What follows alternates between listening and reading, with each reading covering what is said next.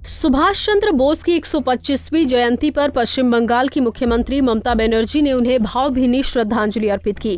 कोलकाता के नेताजी भवन में ममता बनर्जी ने उन्हें श्रद्धांजलि दी।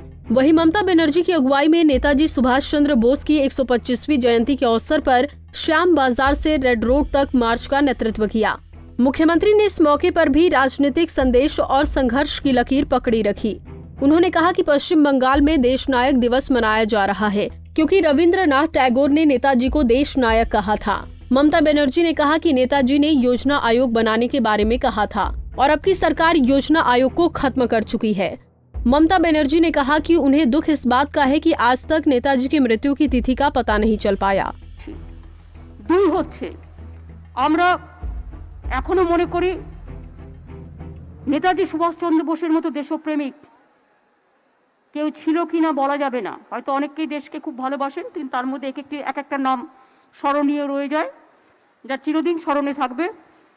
এবং জনগণ মনোধি যখন রবীন্দ্রনাথ ঠাকুর প্রথম গান, নেতাজি সুভাষচন্দ্র বসুই কিন্তু সেই গানটিকে এন্ডোর্স করেছিলেন জাতীয় সঙ্গীত হিসেবে, ন্যাশনাল আনথেম হিসেবে। এবং জয় হিন্দ স্লোগান তার দেওয়া। ইন্ডিয়ান ন্যাশনাল আর্মি, তিনি শুধু একজন বীর মানুষ ছিলেন তাই নয়, তিনি একজন দার্শনিক ছিলেন। তার চিন্তা থেকে যখন দেশ স্বাধীন হয়নি তখনই তিনি ইন্ডিয়ান ন্যাশনাল আর্মির কথা বলেছিলেন, প্ল্যানিং কমিশন তৈরির কথা বলেছিলেন, অনেক কথা বলেছিলেন। আজকে প্ল্যানিং কমিশনও তুলে দেওয়া হলো কেন আমরা জানি না, এর পেছনে কি কারণ। নেতাজিকে ভালোবাসবো আর প্ল্যানিং কমিশনটা তুলে দিয়ে আসবো, এটা হয় না। আমরা নির্বাচনী বছরে প্রোগ্রাম করি না, এ প্রোগ্রাম আমাদের প্রতি বছর হয়, আমরা প্রতি বছর পালন করি। রানী রাসমণি রোডের ওখানে যে রেড রোড আছে, ওই রেড রোডে আমরা পালন করি।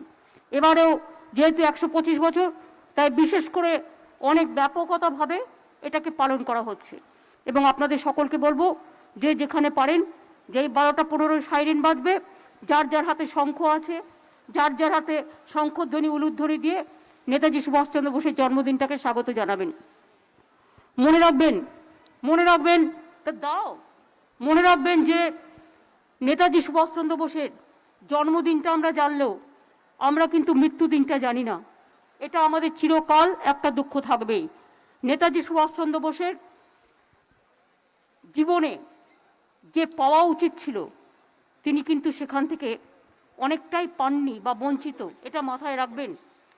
কাজেই নেতাজি সুভাষচন্দ্র বোস মানে একটা আবেগ, नेताजी सुभाष चंद्र बोस माने एक विवेक, नेताजी सुभाष चंद्र बोस।